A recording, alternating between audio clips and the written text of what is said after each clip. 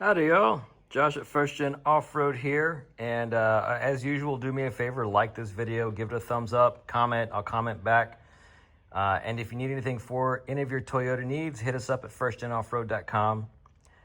In today's video, we are putting in new spherical bearings and alignment spacers in our Icon Coilovers.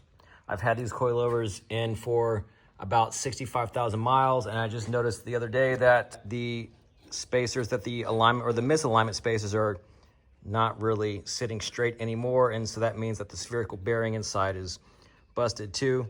I've replaced this one already, and I'm going to show you guys how to replace these using this kit. This is Icon part number 611067. This is for first Gen Tundra, Sequoia, FJ, Tacoma, or 4Runner with Icon Coilovers. So again, I got about 65,000 miles out of these before it was time to replace these. And I didn't really see any videos online about how to do this. And it's not that difficult as long as you have the right tools. Again, I did this one already. I'm going to tackle this one next. And I'll show you guys how to do it. It's really easy. All you really need is a ball joint service kit, kind of like this one. I picked this up at Harbor Freight, but you can get one on Amazon. I'll leave a link in the description below. And you might need some sockets that will fit. You will need some sockets that will fit sort of in here to press the old spherical bearing out and press the new one in.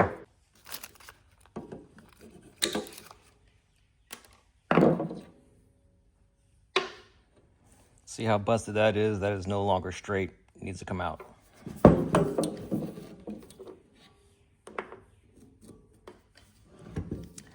There are these little rings on the inside that are probably going to be difficult to see because they're caked in sand and mud. Sometimes it's helpful just to kind of clear out a little bit of dirt just so you can see where to get started. So you can't see it. It's actually easier to feel than it is to see, but there's a little seam right here. You can catch your nail on it, but it's hard to see. So we're going to try and catch our screwdriver on it and pry it out, kind of like this.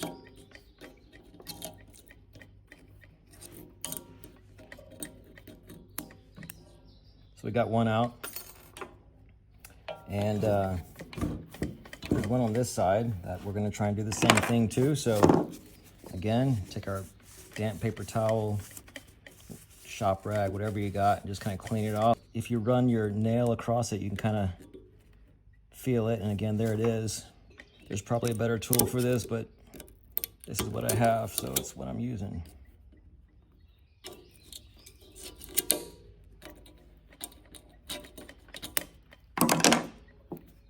So we got them both out. Now it's time to press the spherical bearing out. And how we're going to do that is take our ball joint press, and we're going to use a socket like this. In this case, it doesn't really matter what the socket is. Let's see, this is a 21, and it fits nicely into here, but really it just depends on what the outer diameter of this socket is. So you want to be able to press the whole thing through, to the other side. So I'm taking my ball joint press, and I'm taking a socket. This is a 35 millimeter, and it doesn't have to be 35, but it just has to be something big enough that you can stick here, push the spherical bearing out this way, and it's going to end up landing in here. So the inner diameter needs to be big enough to accept the spherical bearing. Getting it properly lined up might be the hardest part of this whole thing. So I've got it all lined up, and now we're going to attempt to press this out and keep everything lined up. And we're just going to take it off for a second to make sure that we're straight. I don't want to press it out sideways. It started to move a little bit, but I just wanted to realign it. It's not perfectly lined up anyway because it's already off-centered. Now it's getting easier.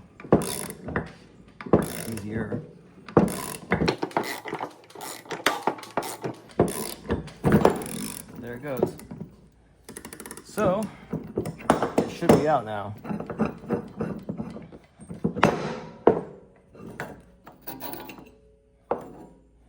So here's our old bearing. So now, some people say to use grease in this, or oil or some kind of lube, dry lube, whatever. I don't really like to do that. You can press it in without lube, and when you put lube in here, it ends up combining with the sand and stuff on the road, and it just wears it out faster. So I'm just gonna take a clean paper towel and just wipe it out as much as I can.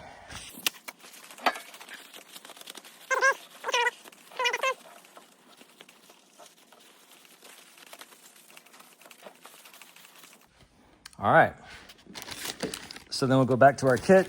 And so with this kit, you actually get 2 of the bearings, you get 4 of these little clips, and you get 4 misalignment spacers, 2 long ones, 2 short ones. Again, I've used half of it already. So first step is to put these little clips in.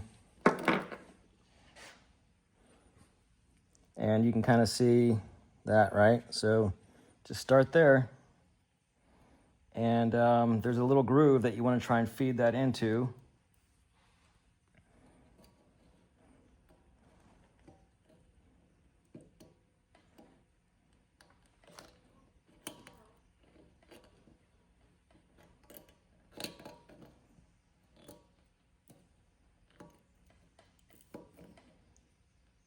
So that's in, I heard it snap. I can feel that it's in the groove.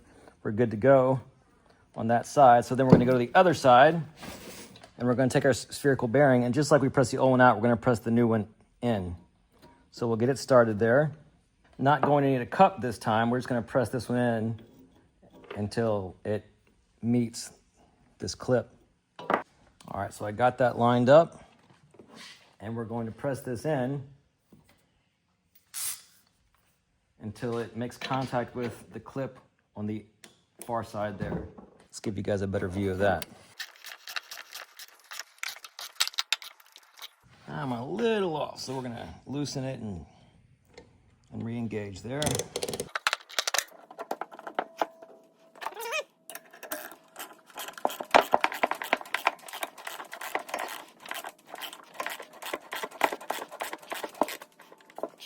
And let's see how we're doing. We may be there.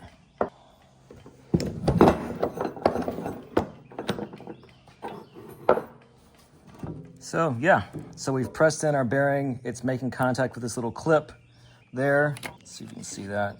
So we look good all the way around. It's solid, making contact. That's good. So then we're gonna turn it over, and we're gonna put our other little clip in here. Again, it's the same process. We'll just kind of see, we'll give you guys a different view of this so my hand's not blocking.